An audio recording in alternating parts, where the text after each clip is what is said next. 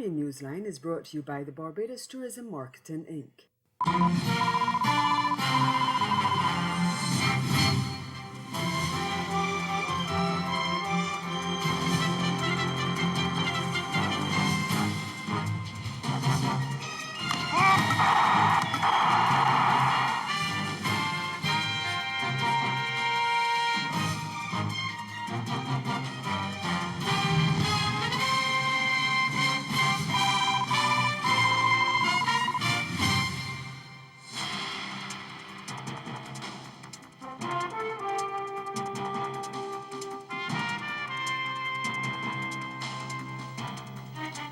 The election campaign in Dominica goes into high gear. Our top story in Caribbean Newsline for Monday, November 11th. From the CMC News Center in Bridgetown, I'm Dawn Paris. Good evening. Dominica's two main political parties officially kicked off their election campaigns in earnest on the weekend ahead of the December 6th poll. The incumbent Dominica Labour Party, DLP, is seeking its fifth consecutive term in office, while opposition leader Lennox Linton will make a second attempt to take the United Workers' Party, UWP, to victory. For the first time, a husband and wife team will contest the election. Prime Minister Roosevelt Scarrett's wife, Melissa Scarrett, will contest the Roseau Central constituency. Her candidacy was launched on Saturday night. Addressing a DLP rally in the Southern Soufriere constituency on Sunday, Prime Minister Scarrett told supporters that Dominica is at the crossroads, and he urged supporters to stick with the ruling party as it continues its development programs across the island. We have developed programs that are geared to addressing the concerns of people. Whether it's Yes We Care program, whether it's school transfer grant, whether it's transportation for students, whether it's housing. And this is why you have seen over the years, since Roosevelt Scarrett became the Prime Minister of Dominica, you have programs and projects that have been implemented for the first time in our history. And these programs are not motivated by an election winning or vote catching. It is motivated by a genuine concern and care and love for the people of this country. This is why I have said to you in Dominica that this is the most important election in the history of our country. And this election is about Roosevelt Scarrett. It is not about the Labour Party. It is about you, the people of Dominica, and the future of this country. Meanwhile, UWP leader Lennox Linton told his supporters at a rally on Sunday night that change is a must for Dominica after almost 20 years of DLP rule. An election has been called. An election has been called. What is the Kalinago territory looking for? What is Dominica looking for? The election has been called by a man who has made himself the chief enemy of free and fair elections in Dominica. It has been called by a man who has deprived the people of Dominica and the people of the Kalinago territory of living in an equal opportunity society and having available to them an economy that works for all the people of Dominica. Look. Meanwhile, Bishop of Roseau, Gabriel Malzier, has called on Dominicans to vote in the general elections according to his or her conscience. In a pre-election message read out in Roman Catholic churches on Sunday, he said Dominicans will have the privilege to exercise their franchise by electing the leaders who will govern for the next 5 years, and it is a sacred duty and a noble responsibility entrusted to all. He also called on voters to oppose and reject any candidate who uses bribery, intimidation, or threats of violence to win votes. While staying on the political front, and we head over to Trinidad and Tobago, where the two main political parties, the People's National Movement, the PNM, and the United National Congress, the UNC, launched their campaigns for the December 2nd local government elections. Both parties say they're confident ahead of the polls. The ruling PNM says it has brought financial stability to Trinidad and Tobago over the last 4 years. Prime Minister Dr. Keith Rowley, speaking at the launch of the party's candidates for the elections that also coincided with the party's convention, said the PNM had chosen to determine its own fate since coming to power in 2015 and finding the country in a financial crisis. He says his party is the best choice for the elections. This PNM, for 3 generations, has been the most progressive force in the improvement in the lives of every citizen. The PNM is great because our love for country is great. The PNM is great because that love makes us strong. The PNM is great because in your defense, we are fearless and strong. When we say great is the PNM, it's about the power and strength of loving our country. While opposition leader Kamla Prasad-Bissessar, speaking at the launch of the UNC campaign, said her party is prepared to get Trinidad and Tobago working again. She accused the government of failing in several areas, including crime, education and health, since coming to power in 2015. Prasad-Bissessar said the country needs a UNC administration that will be focused on getting the country working again. We have a vision. We have a plan, and we have shared it and will share it again with you. We have a master plan to transform the economy of TNT. So we have the vision, we have the plan, and you know what?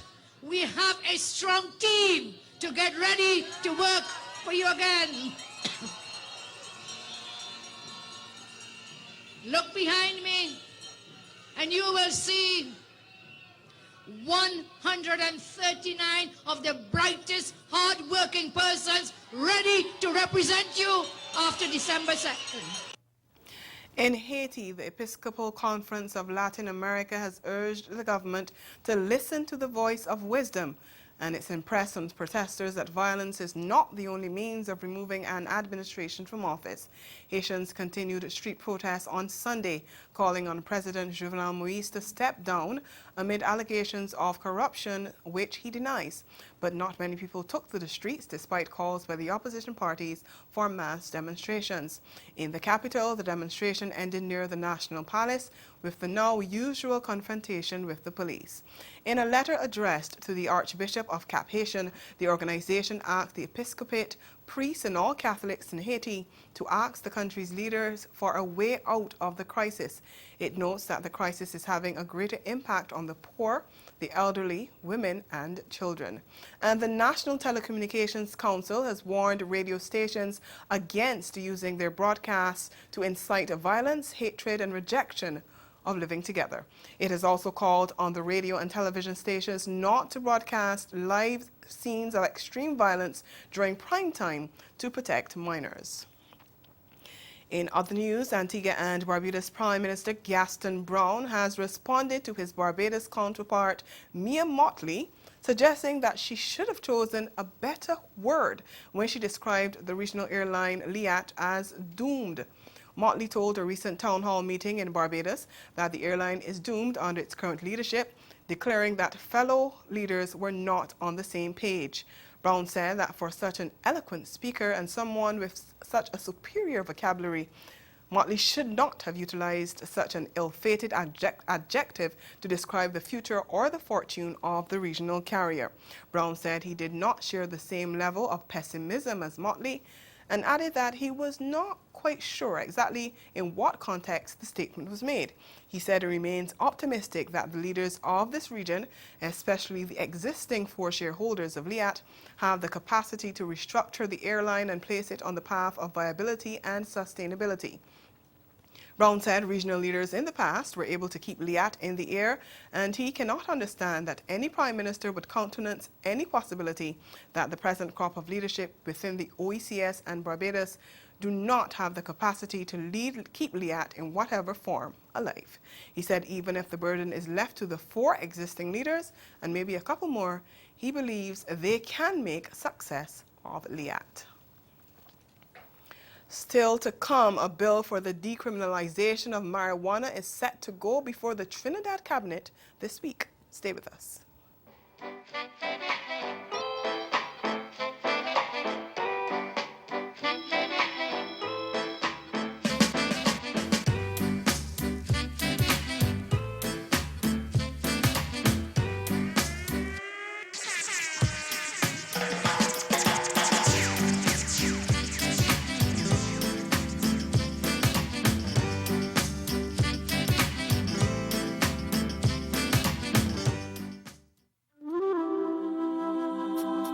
Let your spirit take to flight. Let your heart run free and wild.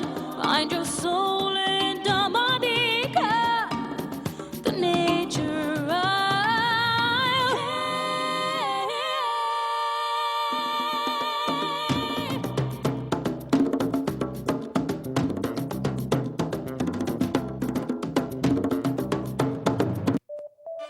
On this edition of Caribbean Passport, we relive highlights of CarFesta 14's opening ceremony. Lots to do, lots to see as we explore Destination Barbados. And we continue our look into the Sustainable Tourism Conference held in St. Vincent and the Grenadines. All this and more right here on this station.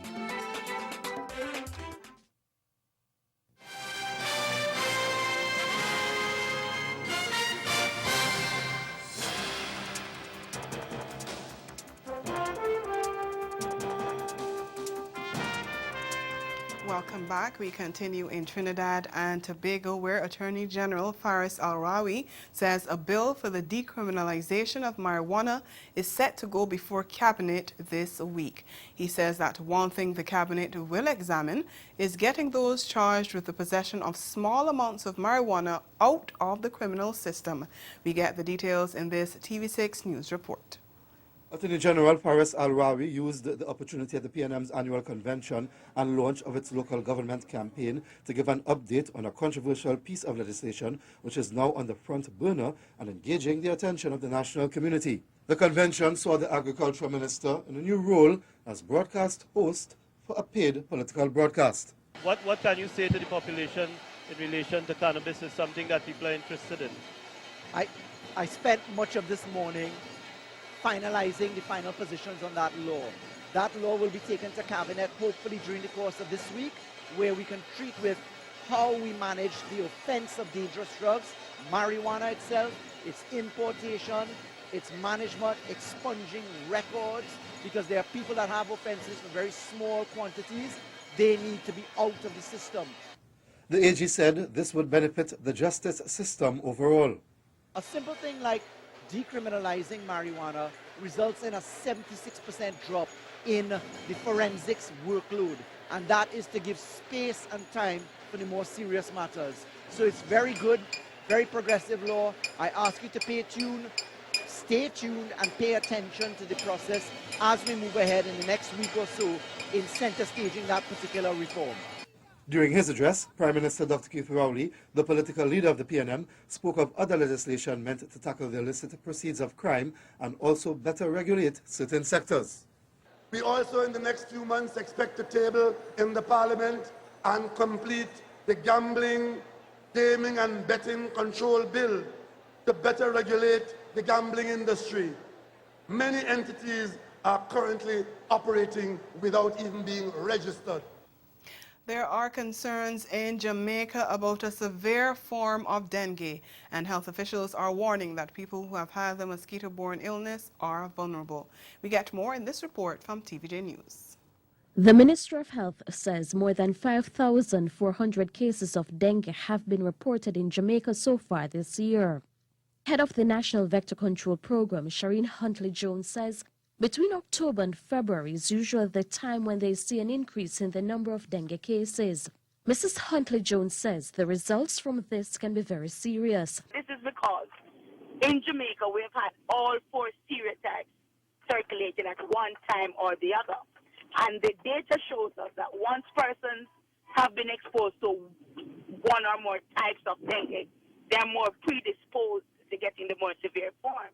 And so because our population at large have been exposed to more than one type, we are going forward, we're going to see increasingly an increase in the number of persons who are going to be hospitalized, and unfortunately, in the number of persons that may, if not detected early, that may end up dying.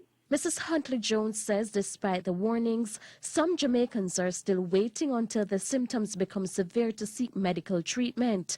It's why she's urging persons once they experience dengue-like symptoms to reach the nearest healthcare facility. We're asking parents to be observant because sometimes we're finding that it's when it seems as if the fever has broken that the child plummets into a more severe form. So even if the fever breaks, because it's dengue fever, so the illness is accompanied by fever. But sometimes after the fever breaks, or the child is not resolving, or the child is not coming back to his or her normal self, seek medical attention. It is very critical. Meanwhile, vector control measures are continuing to try and reduce the spread of the virus. And we're going to stick on the health front. Over in Guyana, health officials have launched the HPV vaccine.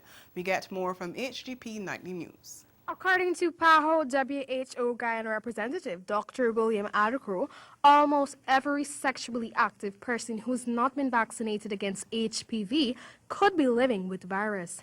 In Guyana, efforts to combat the virus has begun. The process of immunizing girls and boys between the ages of 9 to 16 years with the HPV vaccine has intensified. Dr. Adekro stated that HPV can be eliminated in Guyana. In his address, he made mention of the elimination of polio and measles, which were last recorded in 1962 and 1991, respectively. HPV is now the most common sexually transmitted infection. Because almost everyone has it. And you may transmit it without knowing. And what you may transmit may be harmless. Most of them are harmless, but you will never know. Almost everybody has it. So, ladies and gentlemen, I think we need to impress upon the populace. We need to impress upon persons that come into contact with us. Chief Medical Officer Dr. Shamdio Prasad revealed that during a recent health training seminar with several morticians who are at high risk of contracting this disease, they were doubtful about the impacts of vaccinations. He called for the immunization of the high-risk persons. I would really like for us to ensure that persons at high risk are immunized and adequately immunized. The mortuary attendants, like other categories of health workers, it's critical for them to obtain these vaccines. We've added to that group for persons who may have missed doses, a single dose of MMR, a yellow fever, a single dose of yellow fever, along with the hepatitis B and the tetanus toxoid. Minister of Health Valdo Lawrence urged the populace to take care of their vaccination documents as though it is their birth certificates. He stated that more education is needed to creatively engage the public. Ahead in Newsline Sport, West Indies sweep the ODI series against Afghanistan. The details after the break.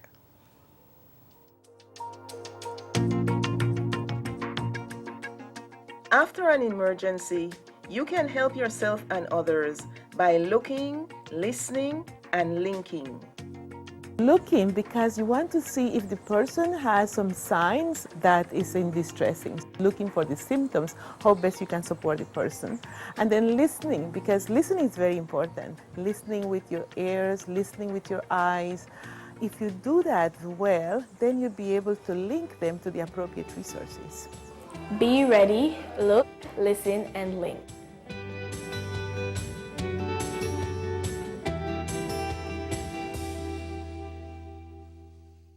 As a small business owner, you have to make sure your technology is available and operational at all times. But what happens when your network crashes, your email goes down, or your user systems get a virus? You may try to fix the issue yourself, but you can end up making the problem a lot worse. At Digital Networking Solutions, we're more than just people who try to fix your computers. We monitor, maintain, and support your IT systems so that you can focus on growing your business to its fullest potential. When you sign up for one of our IT support plans, we get familiar with your IT environment beforehand, so we can manage it proactively as if it were our own. Your business deserves the best IT services available to ensure it functions to its maximum efficiency. So give us a try today. Email or call us, and we'll give you a free network assessment to determine whether now is the time for your small business to adopt Digital Networking Solutions for a smoother, more reliable network experience. There are a lot of kids today who are acting out because they don't have the professor or someone who's focused enough or involved enough with that individual to say, you know what, you have something. I'm going to help you discover it. Yeah, I used to be a school principal of Ross Elementary School in DC and assistant principal of Tapman Elementary School. So I saw firsthand how kids can get discounted very early on in life. And I think that moment when a child is discounted, whether it's a teacher or whether it's the parents.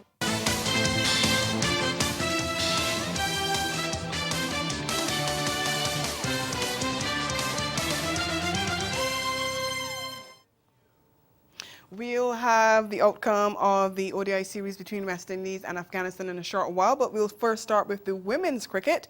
For the second time in as many days, 15-year-old Shafali Verma inflicted misery on West Indies women, hammering her second straight half-century to condemn the host to a crushing 10-wicket defeat on Sunday in their ODI series. The victory for the Indians at the Darren Sammy National Stadium gave them a 2-0 lead in the 5-match series.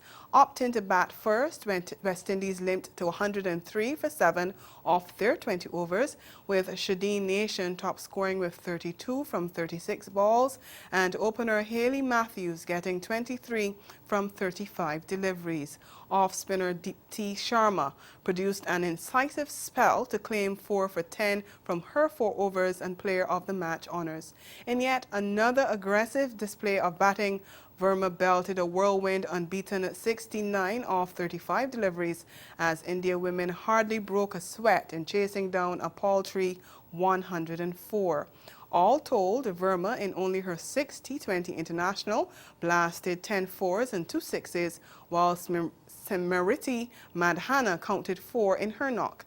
Their century stand was also the second straight following their 143-run partnership in Saturday's opening game at the same venue. Well, we go back to the men's game now. A century by Shea Hope guided West Indies to a series sweep after they whipped Afghanistan by 5 wickets in the 3rd and final ODI in Lucknow, India. Afghanistan piloted their largest ODI total of 249 for 7 when they batted first. Asghar Afghan top scored with 86, while Muhammad Nabi and Hazrotala Zahzai produced half-centuries. West Indies all-rounder Kemo Paul picked up 3 wickets, while medium pacer Alzari Joseph had figures of 2 for 59.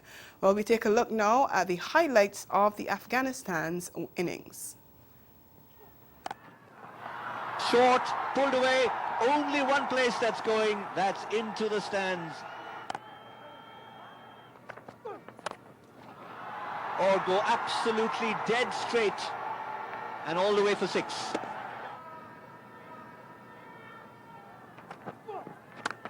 That was short, that's been put away, 1 bounce over extra cover. Oh, he's made sweet contact with that, that's going to be all the way for 6. Again, if you had a look at the footwork, it just seems a little bit awkward, but he puts his shoulder into it. Again, this is high, this may not go all the way. Oh, wonderful effort there from Roston Chase, but I reckon he's pushed that over the boundary, and that will have gone maximum to add to Afghanistan's progress. And he's got him. Wasn't quite the fielder who came in from deep backward point, but it was the man who was already stationed, the 3rd man. Romario Shepherd takes the catch. Well played, Asghar Khan. 86 of 85. It's 245 for 6. Well, Rashid Khan, the captain, doesn't have long to make an impression.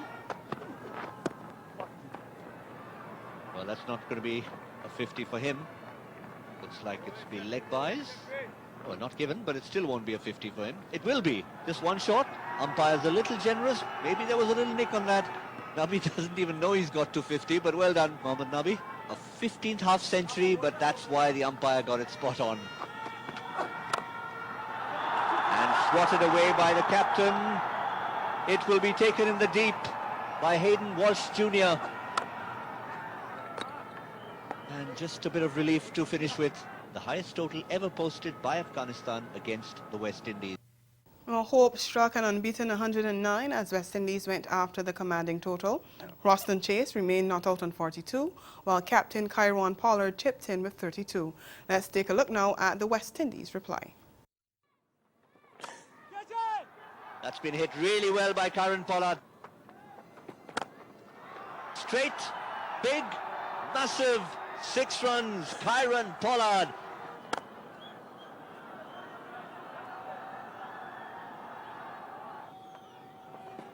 And he goes again. It's gone high up in the air and it's going to clear the boundary with a comfortable margin. 6 more. Short of limb delivery, pulls it. There's a chance. Oh, clears the boundary. A maximum. Another 6 to West Indies scorecard. Brilliant batting from Shea Hope. Oh, what a wicket for Afghanistan. Something to cheer, something to celebrate, and there's a joy of Nabi you can see. 32 to Pollard, 182 for 5. Thrown with a slower one. Crunched it, another boundary for Austin Chase. It's excellent to hear, and an excellent boundary again. There's the googly, and there's the 100. 3 figures for Shea Hope. What an innings it's been here for the West Indies. Under pressure early on. Create some clutter, but he has found the gap to perfection. Great placement, and it's going to go away for 4. Pulls it through the onside, just over the top of that fielder, and these are going to be winning runs. It is going to trickle into the boundary for 4. Win for West Indies, a historic series victory. White was winning away from home since 2011. And that's the sport. We'll be right back.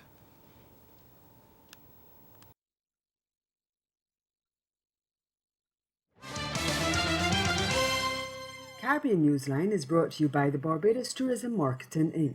Hi, I'm Brittany Dixon, and you're watching Finding Fit, the show where I pair up one client with 2 trainers. Trainer number 1. Oh my gosh. It's about fitness, comedy. You know, I can do this all day, you know. Drama. In future, we cannot be late. Inspirational stories, and so much more. You are gonna love it. You can catch Finding Fit prime time this fall on CaribVision.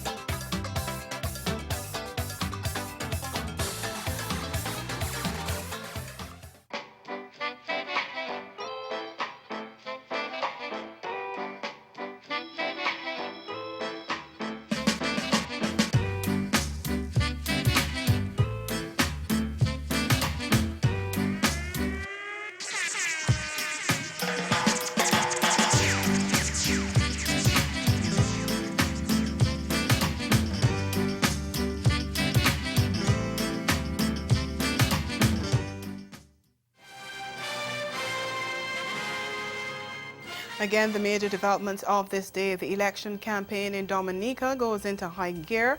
And in sport, West Indies sweep the ODI series against Afghanistan.